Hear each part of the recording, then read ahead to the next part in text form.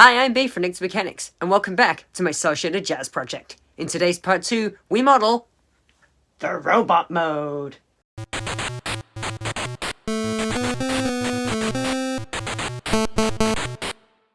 In our previous video, we made a 2D animatic that was able to help me plan out what my animation is going to be. Then, we began making the actual car mode. And of course, using cel shaders and materials and grease pencil, we were able to make it look self-shaded just like I intended. So, what are we doing today? Well, we're making the robot mode, and this is going to be a little bit different to how I made my Optimus Prime's robot mode. My Optimus Prime's truck and robot were modeled entirely separately, which meant that when I went to transform them and swap the models out, they didn't fully line up, they looked a bit jank.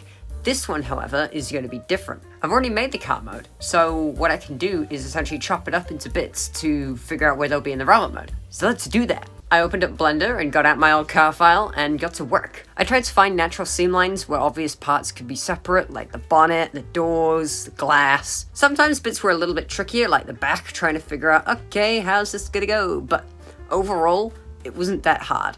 The tricky part was making them actually decent blocks on their own.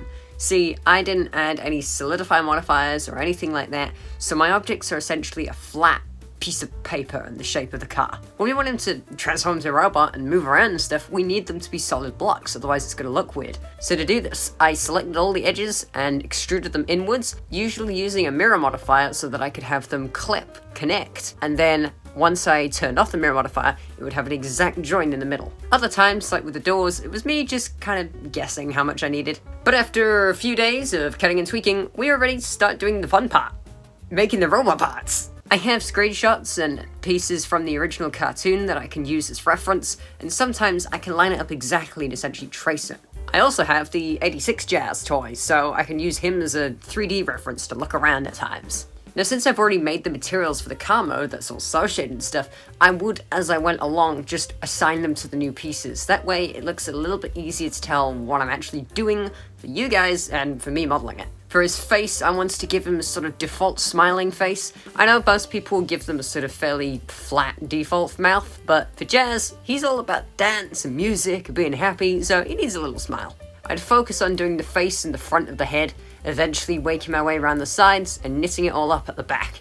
You're not really going to see the back much, but you still need to do it. This isn't Hermitcraft. Now we've got a head sorted, we can start making our way down the rest of the body. Adding a very basic waist out of a cube, making the crutch, and a lot of the times I just use a plane or a cube to get started because these G20 guys are pretty basic. I just keep pulling and tweaking it till it matched my reference art pretty well, and then I can start working on the legs. The legs don't need actual joints in it, right? When I animate it, it's gonna look pretty close. But unlike my Optimus, where I did absolutely nothing, I want to add just a little imaginary joint. This consists of a cylinder with a slight extrusion inwards. It just looks kind of like a bolt or a pin, and it makes it look a little bit better. For his ankles, I also made sure to give him a UV sphere as like a ball joint.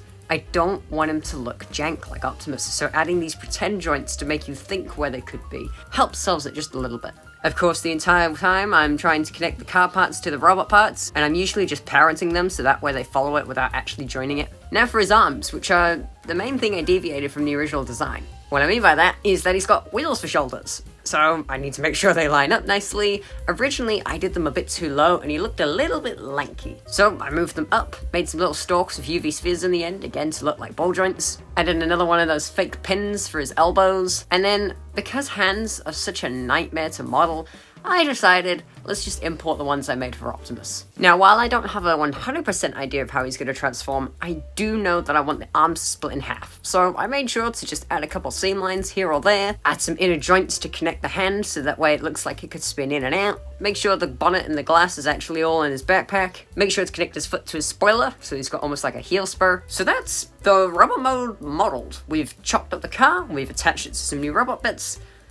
But what about a rig? For those that don't know, a rig is essentially a skeleton. It's a thing that deforms your model and allows you to animate it and move it a lot quicker. Now with Optimus Prime, I was kind of a muppet with that, right? I did it the way you would with an organic character, which is where you use weight painting. Blender tries to be smart and go, ooh, you've got an arm there, let's connect it to this arm bone. But sometimes it also connects his foot to his hand or something stupid like that. So weight painting is where you go, oi, no, that's a foot, connect it to the foot bone. The only problem is when you're using a robot character like me, if it squishes at all, that's gonna look weird. But Using Joey Carlino's Rigging for Impatient People tutorial, I was able to find a much better way of linking the bones to the robot parts. You literally just select the component, then shift select the entire armature, go into assigning a parent, and parent to the bone. Bam! Suddenly it doesn't deform the mesh, it literally just rotates it to match the location of the bone. So much easier! This literally saved me hours and hours of doing it. My Optimus model, it took me 4 days to rig. Jazz took me half an hour. I'm not even joking, it was so much better. The only thing I still get a little tripped on is adding an IK modifier. And again, for those that don't know, IK stands for inverse kinematics. The easiest way to describe inverse kinematics is, say you have your hand, and you grab your hand, and you move it around, right? Inverse kinematics calculates what the rest of the arm is gonna do as you move it. Without it, it kind of just stretches and looks really weird. It's also a faff. I had to make sure that I had a heel part, then I'd add a knee pole. The pole is to tell it where the front of the knee is supposed to be facing, right? Which orientation it needs to be. Also, bend the knee slightly, as when it goes to calculate it, it'll figure that inwards bend is where you want it to be. Then you go into armature constraints, set it all up with the armature and the poles and everything. Wonder why it's snapping behind his head for a while. I still don't know why it did that, but somehow I managed to click a button and it worked, so I assume I just had deform on or something. I genuinely don't know.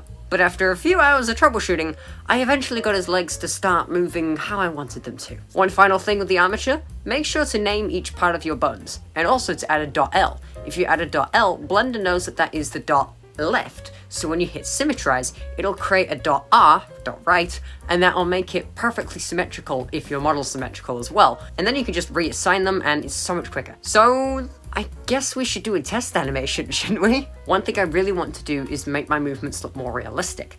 To do this, let's just get some reference. I literally recorded myself in my room just dancing along to some music that I wanted. Autobop from the original 80s cartoon. Once I'd recorded that, I clipped it to the stage that I liked and imported it into Blender. Using TLD Studio's tutorial, I was able to import my video into Blender using a couple of mapping modifiers, making sure to do automatic refreshes, and eventually I got the video of me dancing in Blender behind Jazz, and when I lined it up with the camera, I could start essentially copying my movements. It's not motion tracking or body capture or anything like that.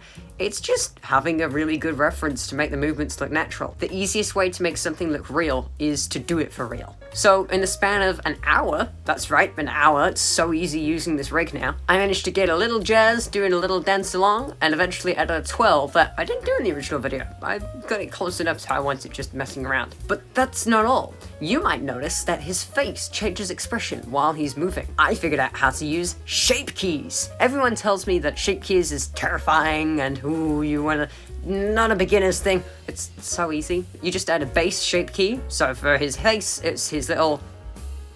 Then you add a shape key, deform the mesh how you want, and then save it. Then you have a little slider that gives you a value, which you can keyframe, and it means that if you make multiple facial expressions or mouth movements for talking, say, then you can just deform it and slide it around and it moves supernaturally. It calculates the in-between frames to move your mesh to that state. So once we were done, I hit render, waited 10 minutes, and we're good to go. Now, he has no music or anything, even though we could add that in Blender. I'm not very good at that, so I imported him into DaVinci Resolve and got the music and timed it to where I liked. Then to kind of make it look like Spider-Verse, I added a stop motion filter and a prism blur. I want you to let me know, do you like the stop motion stutter effect, or does it just look like your computer's taking a minute to load?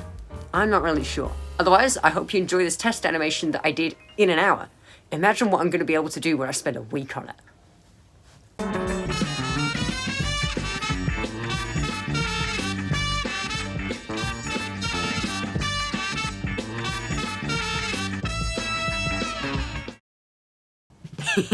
That's bloody brilliant, isn't it? Now, the way I've gotten my effects of the cell shading is not the only way you can do it. A friend of mine on YouTube, Deaker24, has been putting together some tutorials for me to help figure out how he does the cell shading and the line art. He does it for Unity and video games, which means Grease Pencil, what you can do with baking and stuff, is going to be a little bit funky. In his tutorial, he shows how you can do texture mapping and UV meshes and stuff to line it up perfectly and make a color palette. I did have a go at this. I used Pixelmator to make my own color palette. I had a go at lining it all up. And while it's definitely doable, it takes a little bit more time than I'm really able to spend on at the moment. So to make my deadline, I'm still going to be doing it my way with the cel shading and the grease pencil, but if you want something for video games or slightly more professional quality, please go check out his video link below. Really appreciate it, dude. It's so good. Otherwise, I really hope that you enjoy where I've got Jazz to this week. Next week's episode is going to be part 3. We're going to be making the blaster prop that he uses, the background that he's going to be in, and a new third model of Jazz, which is the in-between that lets him go from car to robot. So please, make sure you subscribe so you don't miss it. Also, if you like Transformers related content, check out my Cybertraining Saturdays. It's where I review favourite figures of mine that I've got on all these shelves behind me. Otherwise, I hope to see you next week. Farewell!